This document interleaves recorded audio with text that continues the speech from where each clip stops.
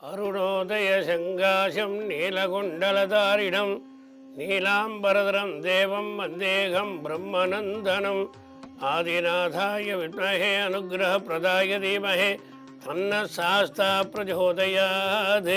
நேற்றைய தினம் சாஸ்தா புலோகங்களை பற்றி பார்த்தோம். இன்றைக்கி சாஸ்தா மூலமந்திரங்களை பற்றி பார்த்தோம். மூலமந்திர ஜபம் அப்படிங்கிறது யார்கிட்டையாவது ஒருத்தட்ட உபதேசம் வாங்கியிருக்கணும். அக்ஷர லட்சம் ஜபம் பண்ணி தத்தசாம்சம் க்ஷீரசர்ப்பணம் பண்ணி தத்தசாம்சம் அவனம் பண்ணி தத்தசாம்சம் போஜனம் போட்டிருந்தா அக்ஷர லட்சம்னு பேர்.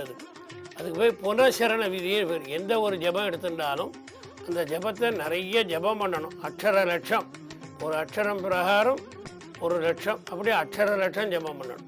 தத்தசாம்சம் க்ஷீரதர்ப்பணம், தத்தசாம்சம் அவனம்னா ஹோமம், அது தசாம்சம் போஜனம். இதை பண்ணினோம்னா ஃபவுண்டேஷனாக நம்ம சரி பண்ணிக்கலாம். மூலமந்திரம் எதாக இருந்தாலும் சரி, கணபதியானாலும் சரி, விஷ்ணுவானாலும் சரி, சிவனாக இருந்தாலும் சரி, சாஸ்தாவானாலும் சரி, இப்போ பாலையானாலும் சரி, அம்பாளில் ஸ்ரீவித்யா உபாசகரானாலும் சரி, அவளுக்கு என்னென்ன அந்த ஜபத்தை நன்னா பண்ணணும். ஜபம் பண்ணாமல் போனால் அந்த எந்த குருநாதர் உபதேசம் பண்ணாரோ அவருக்கு தான் பாபம் வரும். அதனால் கண்டிப்பாக அந்த உபதேசம் வாங்கிட்டா அந்த உபதேசம் கடைபிடிக்கணும். அது வெளியில் சொல்லக்கூடாது, மௌனமாக தான் சொல்லணும்.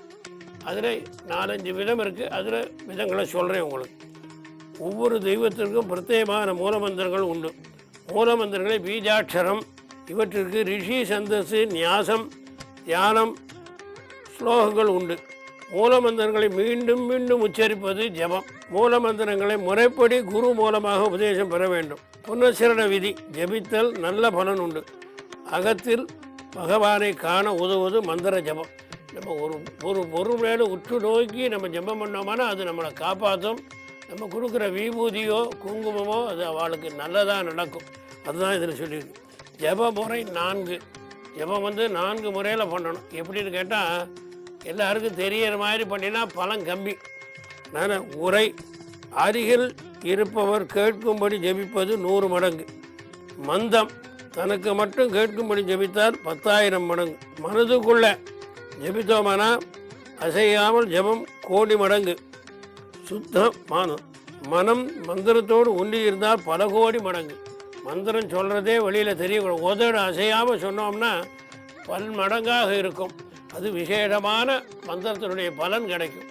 ஜபங்களே நிறைய உச்சாரணம் பண்ணி ஒருத்தர் சகசநாமம் பண்ணிட்டு இருக்கா அப்படின்னு சொன்னால் எந்த பூஜை பண்ணுறோமோ அந்த பூஜையினுடைய அந்த தெய்வத்தினுடைய மூலமந்திரத்தை சொல்லி நம்ம பூஜை பண்ணிக்கலாம். யாராவது ஒரு படிக்கணும், ஒருத்தர் மூலமந்திரம் ஜபம் பண்ணினா அந்த அம்பாளுக்கும் அந்த இடத்துல உள்ள சுவாமிக்கும் சாநித்தியம் நிறைய கிடைக்குங்கிறது. என்ன மகாசாஸ்திர மூலமந்திரம், மகாசாஸ்திரோ நம. 3 தியான ஸ்லோகம், சத்வ ரஜ தமோ குணமந்திரம். மகாசாஸ்திர ஆகர்ஷண மூலமந்திரம், ஆகர்ஷணம் பண்ணுறது நிறைய இருக்குது மந்திரங்களில். அந்த மாதிரி ஆகர்ஷணம் பண்ணக்கூடியது. ஹரிஹராத்ம சாஸ்தா மூலமந்திரம். அபீட்டதாயக சாஸ்திரம், நம்ம அபீட்டத்தை கொடுக்கக்கூடியவர் அந்த சாஸ்தா, அந்த மூலமந்திரம்.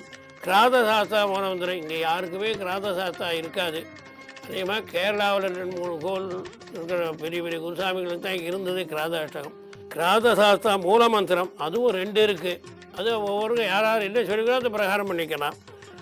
ஹரிஹராத்ம சாஸ்தா, கோப்திரே சாஸ்தா, அதுதான் சாஸ்தா சபரிமலையில் இருக்கிற கோப்திரம். பராய கோப்திரேன்னு சொல்கிறது.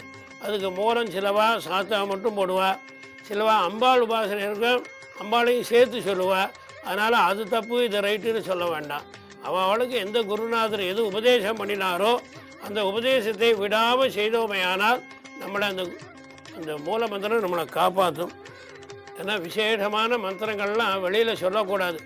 நம்மளுடைய பணம், காசு, சொத்து, சுகம், நம்மளுடைய நல்லது கெட்டது எதையுமே ஒரு நல்ல நண்பன்கிட்ட சொல்லலாம், குருநாதர்கிட்ட சொல்லலாம், எல்லார்ட்டையும் சொல்லக்கூடாது. அந்த மாதிரி இந்த மூல மந்திரங்களை கூட நம்ம யார்கிட்ட உபதேசம் வாங்கினோமோ அவற்றை தான் சொல்லணும், வேறு யார்ட்டையும் சொல்லக்கூடாது.